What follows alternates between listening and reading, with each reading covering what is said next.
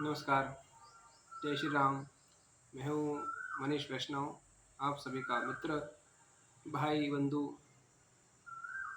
अभी बहुत सारे टाइम से देखा गया है कि लोगों को आत्म शांति नहीं है। हम जो अभी रोज़मर्रा की ज़िंदगी में देख रहे हैं, रोटी, कपड़ा और मकान, 3 चीज़ पशुओं की आवश्यकता है। और ये 3 चीज़ सभी को आज मनुष्य को तो अवेलेबल है, परंतु फिर भी न जाने क्यों मनुष्य इस चीज़ को समझता ही नहीं कि हमारे पास रोटी, कपड़ा, मकान है, वातावरण को अनुकूल करने की क्षमता है कि हम जहाँ जिस एटमॉस्फेयर में बैठे हैं, उस वातावरण को, पर्यावरण को हम अपने अनुकूल ढालने में सक्षम हो गए। फिर भी उसकी कुछ ना कुछ, कहीं ना कहीं उसकी डिमांड इतनी ज़्यादा है कि उसकी रोज़मर्रा की जो ज़रूरतें हैं वो पूरी नहीं हो पा रही। क्यों पता है? क्योंकि व्यक्ति का आज के समय में पेट भूखा नहीं है, मन भूखा है। और जिस व्यक्ति का मन भूखा होता है, उस व्यक्ति को कोई भी उसकी भूख को खत्म नहीं कर सकता। क्योंकि मन की एक प्रवृत्ति है, आप तो जितना ज़्यादा देते देते जाएंगे, उतना ज़्यादा वो और मांगता जाएगा। जैसे कि अगर पहले के ज़माने में एम्बेसडर कार थी, उसके बाद में कुछ स्कॉर्पियो वगैरह आई, तो वो बेच के उसको लेने की दौड़ा। आज वो भी मॉडल पुराना हो गया, अब जो नया मॉडल आया तो उसके पीछे फॉर्च्यूनर लेने की दौड़ेगा। इसी प्रकार से अगर हमको एक चीज़ खिला दी जाए तो पेट तो भर गया है, फिर भी हम डिशेस देखेंगे अलग अलग जगह जाके, तो उस डिशेस को लेने के लिए हम दौड़ते रहेंगे। इसी प्रकार से जैसे किसी ने आपको ये बोला कि आप क्रिकेट खेलते हैं तो क्या आपको दर्द नहीं होता, किसी ने व्यक्ति से पूछा, तो बोलता दर्द तो होना ही होता। वास्तव में उसको दर्द हो रहा है, परंतु चूंकि वो उसमें आनंद मान रहा है, इसके लिए वो दर्द उसको महसूस नहीं हो रहा।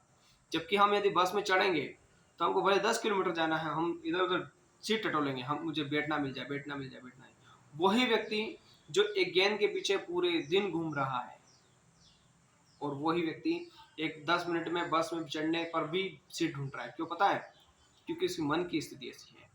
पूरे दिन वो थकेगा, जो क्रिकेट खेल रहा है बॉल के पीछे थकेगा, धूप खाएगा, धूल खाएगा, और हो सकता है उसकी सांस फूलेगी, सब कुछ उसके शरीर में परिवर्तन होंगे, फिर भी उसमें आनंद दिखेगा, क्योंकि वो मन की प्रवृत्ति ऐसी होगी, वो उसमें आनंद मान रहा है। और कुछ व्यक्ति बस में बैठ कर भी दुख मान रहे हैं। क्यों पता है? क्योंकि उनका मन गवा दे रहा है कि मुझे चाहिए, मैं यहाँ परेशान, खड़े खड़े परेशान हो रहा हूँ। तो मन की प्रवृत्ति को आप समझिए। मन की प्रवृत्ति संतुष्टि नहीं मांगती, वो मन को संतुष्ट करना बहुत मुश्किल है। जब हम मंदिर जाते हैं तो हम अपनी मन को नहीं, अपने आत्मा को संतुष्ट करते हैं। आत्मा संतुष्ट होती है परमात्मा के दर्शन से, और अच्छी चीज़ों से, अच्छे कार्य करने से। अच्छे कार्य कैसे? जैसे कि अगर हमने किसी की मदद की तो आप देखना आपको अच्छा लगेगा। किसी ने आपसे लिफ्ट मांगी कि मुझे लिफ्ट दे दीजिए, तो आप बेसिकली देखेंगे कि आपको लिफ्ट देना अच्छा लग रहा है। वो व्यक्ति जब बोलेगा धन्यवाद भैया, तो आपको अच्छा लगेगा। यदि आप कोई भूखा है, अगर आपने उसको कुछ खिलाया है, तो वो बोलेगा धन्यवाद भैया, आपका शुक्रिया, तो आपको अच्छा लगेगा।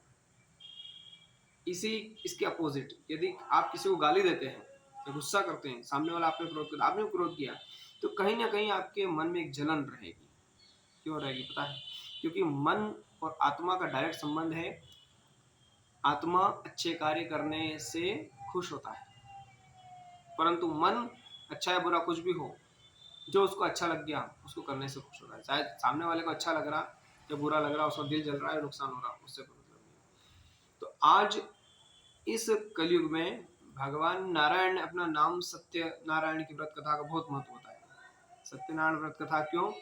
क्योंकि यहाँ पर सत्य की ही सबसे ज्यादा कमी हो जाएगी। इसलिए परमात्मा उसके साथ है जहाँ पर सत्य है।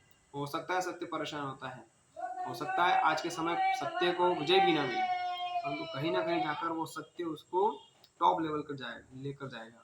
वो जो असत्य का मार्ग है, वो दुखदायी है। जैसे कि ऑफिसर लोग बड़े बड़े ऑफिस में बैठे बैठे रिश्वत लेते हैं, फिर काम करते हैं। हर डिपार्टमेंट में देख लीजिए, आपके समय आज के समय में तो हो ही रहा है। परंतु वो ये चीज भूल जाते हैं कि उनकी औलादें उस पैसे का मिस यूज करती है। कुछ कुछ की तो औलादें ही नहीं होती, कुछ की होती हैं तो भांकी टेढ़ी होती है, और कुछ कुछ के लड़के बच्चे या कोई रिश्तेदार एक्सीडेंट में टकरा कर मर जाते हैं। क्यों पता है?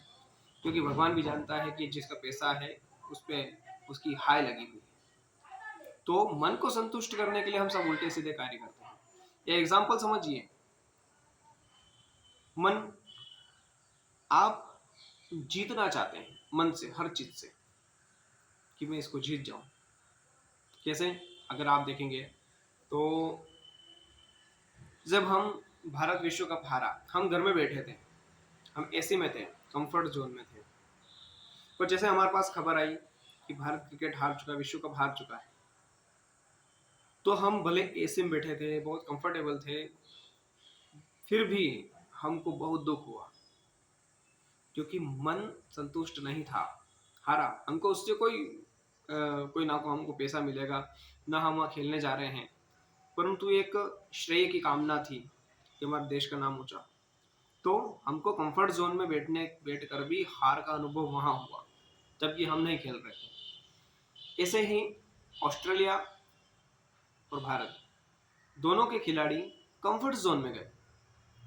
जो सुविधा उनको मिल रही है ऑस्ट्रेलिया वालों को, वो ही सुविधा भारत वालों को मिल रही है। सेम होटल मिल रही है।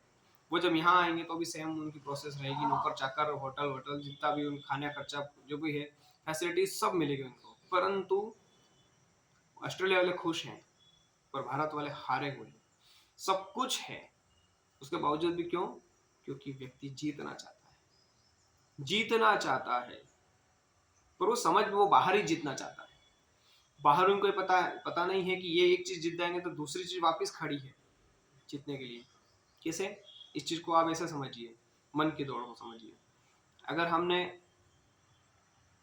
ये वाला क्रिकेट जीत लिया तो हम फिर दूसरा क्रिकेट जीतना चाहेंगे। 2020 जीत लिया तो हम वनडे जीतना चाहेंगे, वनडे जीत लिया तो हम किसी को दूसरे देश से जीतना चाहेंगे, सीरीज जीतना चाहेंगे, सीरीज जीत लिया वर्ल्ड कप जीतना चाहेंगे, वर्ल्ड कप जीतने के बाद भी आपकी फिर भी आपका मन करेगा कुछ ना कुछ खाली है, कुछ ना कुछ खाली, और कुछ करूँ, और कुछ करूँ, और कुछ करूँ। और जब सब कुछ जो समझ में आ जाता है कि सब कुछ प्राप्त करने के बाद भी कुछ भी नहीं है, हम किसी को नहीं जीत पाए, किसी को नहीं जीत पाए, जीत कर भी नहीं जीत पाए, किसी को मार कर हम किसी को नहीं मारा, अपने आप को क्यों नहीं मार पाए, अपने मन को नहीं जीत पाए। इसलिए सब अपने आप जीतने वाले भी हारा हुआ सा एक समय वापस महसूस करते हैं। कुछ ना कुछ खाली उनके दिल में रह जाता है, और ये खालीपन केवल आपको सत्संग से मिलेगा। आप स्वाद प्राप्त करना चाहते हैं, इधर उधर ये खा लिया, वो खा लिया, वो खा लिया, मन की संतुष्टि के लिए। पेट आपका भरा हुआ है। पहले के जमाने में तो इतने डिशेस नहीं थी, ऐसे पकवान नहीं थे, परंतु आज तो सब कुछ अवेलेबल है। उसके बावजूद भी हमें इतनी व्याकुलता क्यों है? इतनी व्याकुलता इसलिए है क्योंकि हमें कहीं ना कहीं हमारा मन खालीपन में दौड़ रहा है।